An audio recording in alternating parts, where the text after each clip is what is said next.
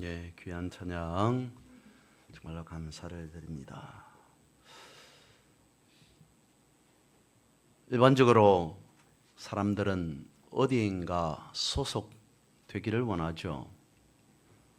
그래서 함께 서로 어울리면서 서로가 가지고 있었던 것을 공유하기도 하고 그러면서 소속감을 가집니다. 자부심도 가지게 되고요. 다른 말로는 정체성을 확립하고자 한다라고 말씀을 드릴 수 있을 것 같습니다. 그 단체가, 그 조직이 크면 클수록 또 세력이 강하면 강할수록 속한 그곳에서 자랑스럽게 여기면서 또한 안정감을 찾을 것이다 라고 할 수 있을 것 같습니다. 그런데 이것은 우리를 제외한 사람들만의 문제가 아니라 예수 믿는 그리스도인인 우리 또한 마찬가지라는 것이죠. 그리스도인 역시 세상 속에 있을 때 안전하다라고 여기면서 살아가지 않을까 싶습니다. 그런데 그것은 어디까지나 우리를 속이는 부분이 될 수 있습니다. 왜냐하면 그리스도인인 우리는 하나님의 자녀, 하나님의 백성 된 성도인 우리는 세상에 속한 자가 아니기 때문인 거죠. 물론 세상 가운데에서 살아가지만 우리는 그리스도를 따르는 그리스도에 속한 그리스도에게 소속된 자이기 때문인 것입니다. 오늘 본문의 말씀을 보면 예수님께서 오병이어로 많은 사람들을 먹이신 후에 하시는 주님의 말씀의 한 부분입니다. 당시 예수님의 주변에는 제자들을 위시하여 많은 사람들이 예수님을 따라다녔습니다. 다시 말씀을 드리면 예수님의 주변에 예수님께 속한 많은 사람들이 있었습니다. 정확하게 말씀을 드리면 예수님께 속한 많은 사람들이 있는 것처럼 보였습니다. 그런데 그 사람 모두가 다 예수님께 속한 사람이 아니었더라는 거죠. 오병이어의 역사가 일어난 이후에 안타깝게도 말씀해 보면 세 부류로 사람들이 나누어지게 됩니다. 첫 번째 사람들은 예수님을 따라가고 예수님을 추종하였지만 결국 떠나가 버리는 한 부류가 있고요. 그리고 두 번째 부류는 절대로 떠나가지 않는 사람들이 있었고 세 번째는 떠나가지는 않았지만 오히려 예수님을 배반한 사람도 있었더라는 겁니다. 그래서 이 세 가지를 가지고 말씀을 살펴보면 첫 번째, 기적과 이적을 보고 예수님을 따라다니다가 결국 떠나버리는 사람들, 무리들이 있더라는 겁니다. 오늘 본문의 말씀을 이해하려고 하면 6장 전체의 말씀을 읽어야 됩니다. 그래서 6장 전체 말씀을 그 배경으로 말씀을 한번 살펴보고자 합니다. 먼저 10절과 11절 말씀에 보면 잘 알려진 우리가 아는 예수님께서 한 어린 아이의 작은 도시락 그 안에 들어가 있는 오병이어로 말씀에 보면 6장에 보면 5,000명을 먹이셨다라고 말씀을 하고 있습니다. 그랬더니 사람들이 깜짝 놀랐던 것이죠. 저분이 우리가 과연 기대하던 그런 분이 아니신가? 예수님을 우리의 왕으로 모시기만 하면 지금까지 우리가 못 먹고 못 살았던 그 모든 문제들이 해결되어지고 이후로는 예수님이 왕이 되시면 우리는 배불리 먹고 살아갈 수 있겠구나라고 하는 사람들이 모이기 시작하였습니다. 엄청나게 많은 사람들이 그렇게 생각하였다는 것이죠. 그래서 오병이어가 있고 난 다음 날 사람들은 다시 5천 명을 먹이셨던 벳세다 들녘으로 예수님을 만나러 가 봅니다. 근데 예수님은 거기에 계시지 않았습니다. 갈릴리를 건너서 오히려 가버나움으로 가셨기 때문입니다. 사람들은 다시 수수문하여서 예수님을 가버나움으로 가서 만나게 되어지죠. 선생님, 언제 여기까지 오셨습니까? 라고 물을 때 예수님께서 저들을 향하여서 말씀합니다. 너희들이 나를 찾은 까닭은 배불리 먹었던 그 이유를 뜻을 알았기 때문이 아니라 단지 내가 너희들에게 여러분들에게 배불리 먹을 수 있도록 음식을 제공해 주었기 때문이다 라고 말씀을 하시면서 주님은 너희는 썩어질 양식을 얻으려 애쓰지 말고 영원한 생명에 이르게 하는 양식을 얻으려 애써야 된다. 이 양식은 인자가 너희에게 주려는 것이다. 하나님께서 이 목적을 이루기 위해 나를 보내셨다라고 말씀하셨습니다. 오병이어의 기적의 의미가 무엇인지 알지 못했던 사람들에게 그 의미를 뜻을 이와 같이 설명해 주었던 것이죠.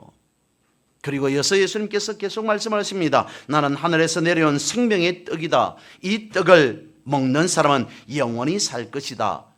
이 떡은 세상을 구원하기 위해 내가 내어주는 내 살이다 라고 말씀하십니다. 근데 여기에서부터 문제가 야기되기 시작하죠. 이 말씀을 들은 주변의 유대인들 사이에 예수님의 말씀에 논란이 일기 시작합니다. 아니, 이 사람이 도대체 무슨 말을 하는가? 자기의 살을 우리에게 먹으라고 주겠다니 이 말이 도대체 무슨 말이냐라고 하면서 수군거리기 시작합니다. 그리고 예수님께서는 저들을 향해 매우 중요한 말씀을 하십니다. 그런 저들에게 마치 쐐기를 박듯이 이렇게 말씀을 하십니다. 내가 진정으로 너희에게 말한다. 너희가 인자의 살과 피를 먹고 마시지 아니하면 너희 안에 생명을 간직할 수 없다. 그러나 내 살을 먹고 내 피를 마시는 사람은 영원한 생명을 얻을 것이고 내가 그를 마지막 날에 다시 살릴 것이다 라고 말씀을 하셨습니다. 그러니까 많은 사람들에게 예수님 자신이 하늘에서 내려온 산떡이요 생명의 떡이 되신다라고 말씀을 하시면서 내 살을 먹고 내 피를 마셔야 산다고 하시고 이 떡을 먹는 자가 영원히 살 것이라고 말씀을 하셨음에도 불구하고 사람들은 예수님의 이 말씀이 도대체 무슨 말씀인가 알아듣지 못했다는 겁니다. 오히려 예수님에 대해서 예수님께서 하신 이 말씀에 대해서 예수님을 부정적으로 생각하기 시작합니다. 확신해서 저분이면 우리의 왕으로 모셔서 우리가 배불리 먹을 수 있겠구나라고 하는 그런 생각에서 오히려 불신으로 바뀌기 시작합니다. 사람들이 예수님을 이상한 눈으로 바라보기 시작했다는 것이죠. 예수님께서 내 살과 내 피를 먹고 마셔야 한다라고 하는 그 말씀은 예수님께서 친히 십자가에 달려 돌아가시사 우리의 모든 죄를 사하시고 우리를 영생케 하신다라고 말씀을 하신 것임에도 불구하고 사람들은 그 말이 무슨 말인지 이해하지 못하였다는 것입니다. 그래서 예수님께서 저들에게 질문하듯이 말합니다. 이 말이 내가 한 조금 전에 이 말이 너에게 걸림이 되느냐라고 말씀하십니다. 이 말이 무엇이냐면 이 말이 내가 여러분들에게 한 이 말이 여러분들을 화나게 하느냐, 여러분들을 죄 짓게 하느냐라고 하는 의미로 말씀하셨습니다. 예수님께서 저들이 무슨 생각을 하고 어떤 마음을 가지고 있는지 아셨다는 것입니다. 그런데 사람들은 오히려 역반응을 보입니다. 주님이 그럴 줄 몰랐습니다. 주님께서 그런 말씀을 하실 줄 몰랐습니다. 라고 말하면서 떠나갈 핑계를 찾았다는 것이죠. 여러분, 오늘 우리는 어떻습니까? 만약에 오늘 우리가 2000년 전에 예수님께서 일으키셨던 그 이적을 바라보고 예수님께서 하셨던 그 말씀을 들은 2000년 당시의 사람이라면 오늘 우리는 어떻겠습니까? 그랬다면 나는 내가 예수님의 기적을 보았고 예수님께서 천국의 말씀을 전하는 그 사실을 체험하고 목격한 당사자라면 나는 결단코 예수님을 떠나지 않고 예수님을 버리지 않을 건데 라고 생각하십니까?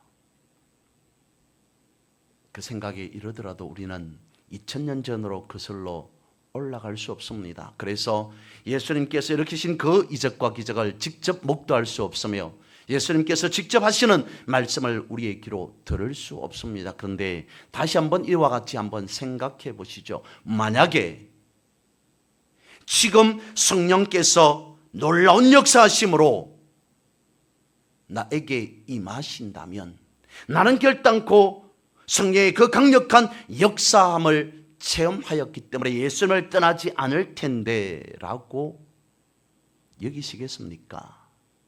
만약에 지금까지 해결되어지지 않았던 엄청난 문제가 예수 그리스도로 말미암아 적시로 바로 해결되어졌다면 나는 결단코 예수님을 떠나지 않으려고 지금보다도 훨씬 더 예수님을 잘 믿을 텐데 라고 여기십니까? 그런데 여러분, 오늘 본문의 말씀을 보십시오. 성경을 보십시오. 2000년 전에 엄청난 예수님의 이적과 기적을 직접 보았던 저들도 도저히 들을 수 없는 그런 말씀을 들었던 저들도 결국 예수님을 떠나게 되더라라는 것입니다. 오늘 우리는 저들과 다르겠습니까? 사람들은 배고파서 예수님을 찾았다가 배부르게 되자 예수님을 떠나가 버립니다. 사람들은 자신에게 문제가 있어서 예수님을 찾았다가 그 문제가 해결되어지자 예수님을 떠나가 버립니다. 무엇을 말씀을 드리냐면 어떤 조건을 가지고 예수님을 찾고 예수님을 믿는 그 사람에게는 그 조건이 해결되어지면 예수님을 믿지 않고 떠나가 버린다는 겁니다. 내지는 조건이 있기 때문에 그 조건이 자신과 맞지 않다고 여길 때 역시 예수님을 찾지 않고 예수님을 떠나가 버리더라는 것입니다. 오늘 우리는 확실히 믿고 생각해야 할 것입니다. 우리에게 주님께서 주시고자 한 것이 무엇인지 정확히 알고 주님을 찾고 따라야 한다는 것이죠. 두 번째로 떠나지 않고 남아있는 자들이 있었습니다. 사실 떠나가는 수천 명의 사람들을 생각해 보면 예수님의 제자들 역시 흔들릴 수밖에 없는 그런 상황이었습니다. 그런 저들을 아시고 예수님께서 제자들을 바라보시면서 이렇게 입을 여셨습니다. 바로 오늘 본문의 말씀 67절이죠. 예수께서 12제자에게 이러시되 뭐라고 말씀하십니까? 너희도 가렸느냐? 너희들도 내 곁을 떠나려 하느냐라고 제자들에게 물었습니다. 아니, 말씀하셨습니다. 너희들은 떠나가는 저들과 다른 사람이 되어야 하지 않겠느냐라고 하는 주님의 반문이었던 것이죠. 그런데 오늘 이 본문에서 우리는 놀라운 사실 하나를 발견하게 됩니다. 바로 너희도 내지는 너희들도 가려고 하느냐라고 하는 주님의 이 말씀에 베드로가 답한 이 부분 뭐라고 말하고 있습니까?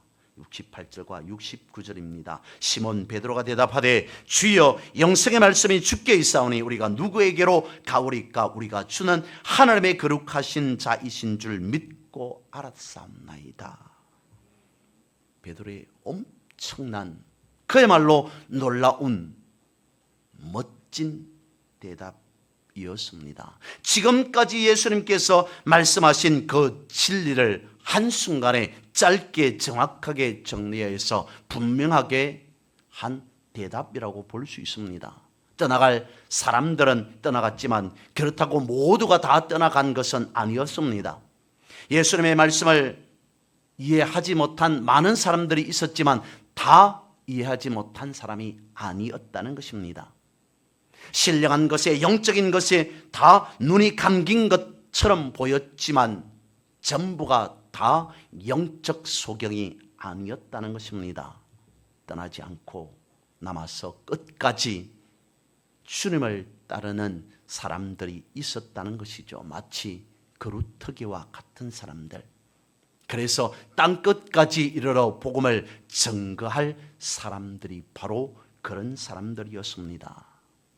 68절은 말씀하고 있습니다. 주님, 우리가 누구에게로 가겠습니까? 어디로 간들 주님 만난 것만큼 하겠습니까? 주님, 우리가 어디로 가겠습니까? 누구에게로 가겠습니까? 말씀으로 영원한 생명을 주시는 분은 오직 주님뿐이십니다. 그래서 우리는 떠나가지 않습니다. 주님께 남아 주님만 바라보고 주님 따라 살아가겠습니다. 이들은 예수님을 떠날 수 없는 분명한 이유를 깨달았다는 것을 오늘 본문은 말씀하고 있습니다. 그래서 중요한 이유 몇 가지를 한두 가지를 다시 말씀을 통해서 살펴보고자 합니다. 베드로의 고백을 다시 한번 생각해 보면 우리가 누구에게로 가겠습니까? 라고 한 그 말 뒤에 어떤 말이 있습니까? 영생의 말씀이 주님께 있습니다. 라고 말씀되어져 있습니다. 떠나가지 않은 사람은 주님께 붙어 있는 이유가 무엇이냐면 생명의 말씀이 주님께 있음을 깨달은 자라는 것입니다.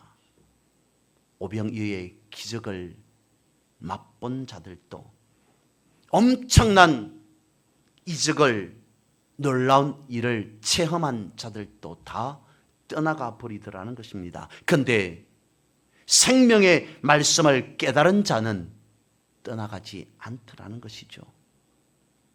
이 생명의 말씀을 깨닫는 데 있어야 하는 것이 있습니다. 69절에서 말씀하고 있습니다. 우리가 주는 하나님의 거룩하신 자이신 줄 믿고 알았사옵나이다. 뭐라고 되어 있다고요?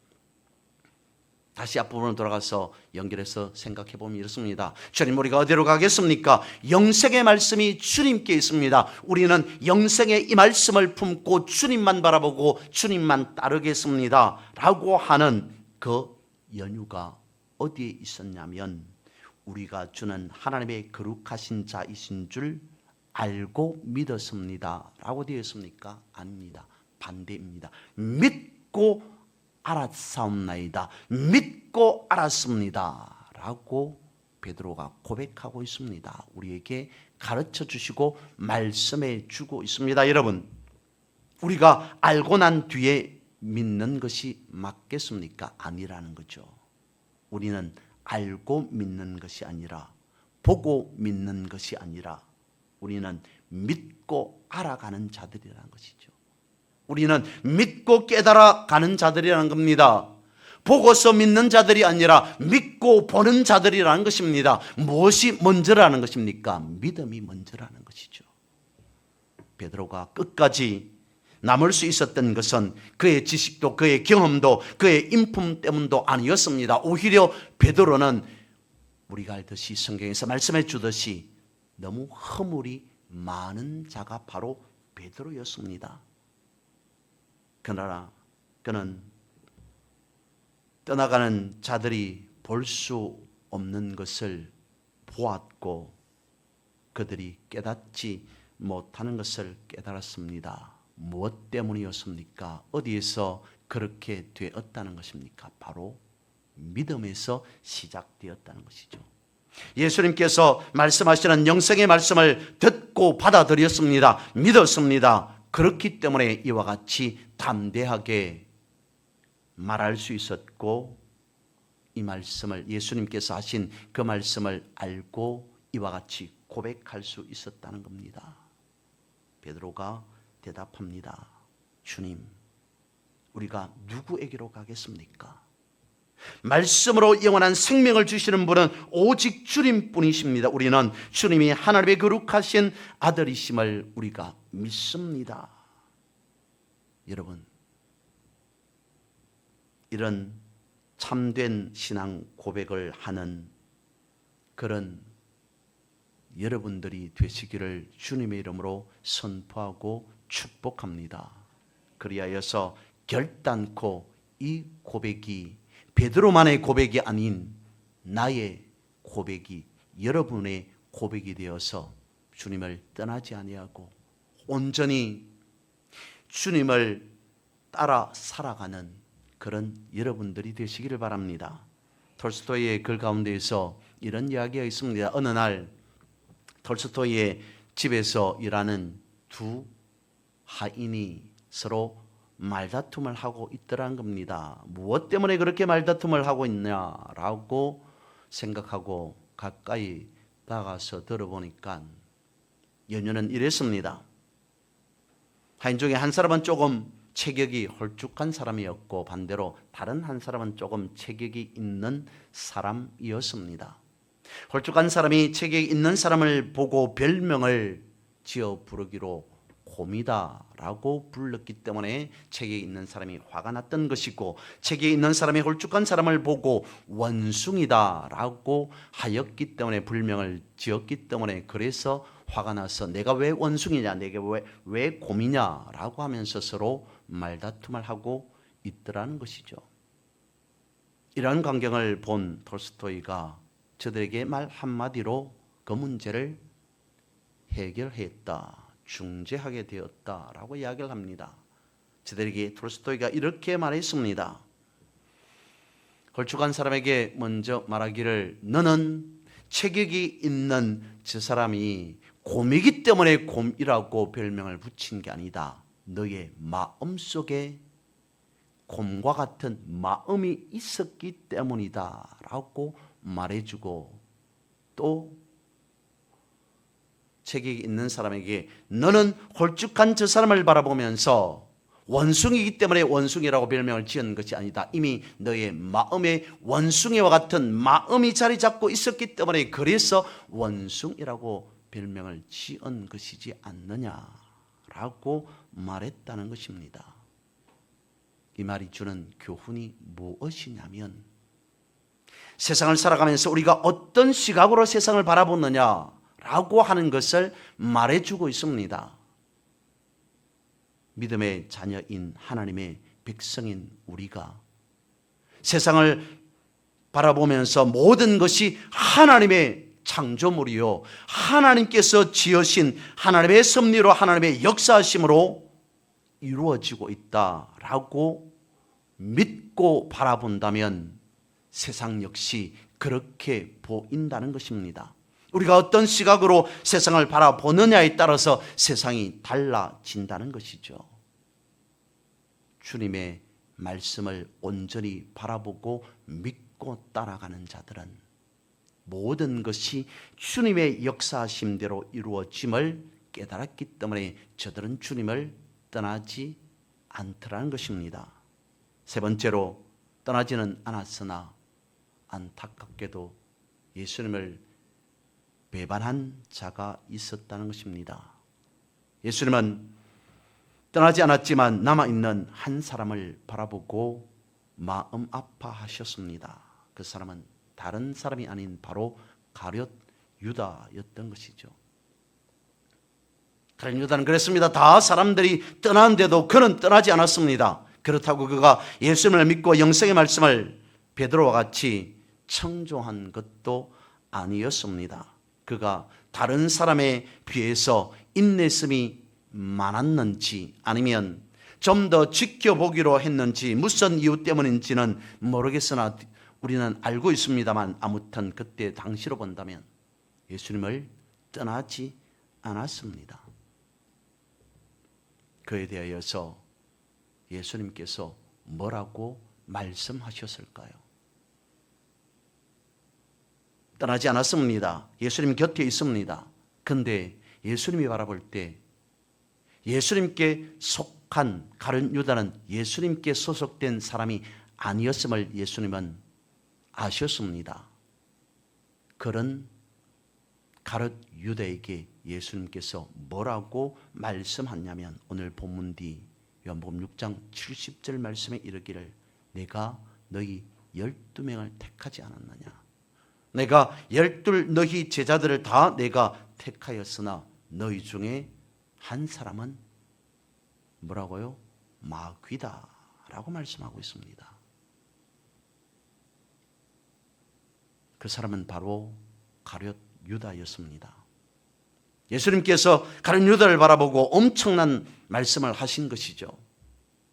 예수님이 친히 택하여 세운 12 제자들입니다. 그런데 그 중에 한 사람이 무엇이라고요? 바로 마귀라고 말씀하고 있습니다. 가룟 유다도 다른 제자들과 함께 예수님 곁에 남아 있었습니다. 다른 사람들이 다 떠나갈 때도 떠나지 않고 남아 있었습니다. 그러나 그는 마지막 성만찬의 자리에까지도 남아 있었습니다. 하지만 실제적으로 가룟 유다는 예수님께 소속된 예수님께 속한 사람이 아니었습니다. 겉으로는 그냥 예수님의 제자인 척하였지만 속으로는 예수님께 속하지 않았다는 것입니다. 그래서 예수님께서 하신 말씀으로 보면 가룟 유다는 스스로 마귀가 되었다는 것이죠. 그렇습니다. 가룟 유다는 주님을 따르는 자가 아니었습니다. 마귀를 따르는 자였다고 해야 할 겁니다. 마귀가 무엇이라고 성경 말씀하고 있습니까? 마귀는 거짓말하는 자요 우리를 속이는 자이다. 마귀는 아담과 하와를 속였습니다. 선악과를 먹으면 하나님과 같이 되어질 것이다 라고 처음부터 거짓말하였습니다. 인간을 속였습니다.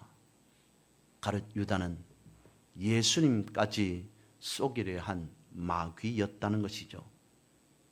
예수님께 속한 사람은 비록 실수하여서 버리고 떠나갔을지라도 언젠가는 다시 돌아옵니다. 마가복음 14장 50절 말씀에 보면 제자들이 다 예수를 버리고 도망하니라. 아니 12 제자들 또한 예수님을 버리고 다 도망하지 않았습니까? 라고 말할 수 있습니다. 그렇습니다. 예수님께서 십자가를 지시기 전에 예수님께서 잡히시기 전에 제자들은 예수님을 다 버리고 도망가 버렸습니다. 죄의 만찬장에서 예수님께서 말씀하셨습니다. 너희가 다 나를 버릴 것이다. 그럼에도 베드로를 비롯한 모든 제자들이 말합니다. 우리가 죽기까지 주님을 따르겠습니다. 그랬던 제자들이 주님이 잡히시던 밤에 주님을 다 버리고 도망가 버렸습니다. 떠나가 버렸습니다. 그런데 완전히 떠나갔습니까? 그렇지 않았습니다. 도망한 제자들은 가룟 유다를 제외하고 다 다시 돌아왔습니다. 그런데 가룟 유다는 곧 돈 몇 푼에 예수님을 팔아버립니다. 예수님을 떠나간 것이 아니라 그래서 예수님께서 하신 말씀이 너희 중에 한 사람은 마귀다라고 말씀하신 것이 아니겠습니까? 여러분, 우리 또한 돈 때문에 예수님 곁에 남아 있는 자는 되지 말아야 됩니다. 예수님을 배반하는 자는 되지 말아야 할 것입니다. 말씀을 마무리해 봅니다. 수요일날에 드리고자 하는 말씀 가운데에 요한복음 15장 7절 말씀에 보면 너희가 내 안에 거하고 내 말이 너희 안에 거하면 무엇이든지 원하는 대로 구하라 그리하면 이루리라 라는 말씀이 있습니다. 어떤 사람이 예수님을 떠나지 않고 끝까지 남아서 예수님께 속한 사람이 되어지겠습니까? 요한복음 15장 7절 말에 의하면 예수님 안에 거하는 사람, 예수님의 말씀 붙잡고 살아가는 그 사람이 예수님을 떠나지 않고 끝까지 예수님을 따라 예수님만을 바라보고 살아가는 사람이다 라고 말씀드릴 수 있습니다. 주님의 말씀을 품고 살아가는 자는 주님께 속한 자입니다. 그런 자들은 결단코 주님을 떠날 수 없다는 것이죠.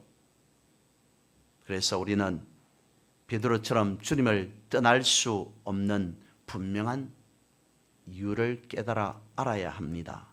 그래야여서 여러분들의 삶 속에서 영생의 말씀을 품고 그 말씀을 늘 언제나 붙잡고 오직 주님만 바라보고 승리의 삶을 살아가는 그런 여러분 모두 되시기를 주님의 이름으로 축복합니다.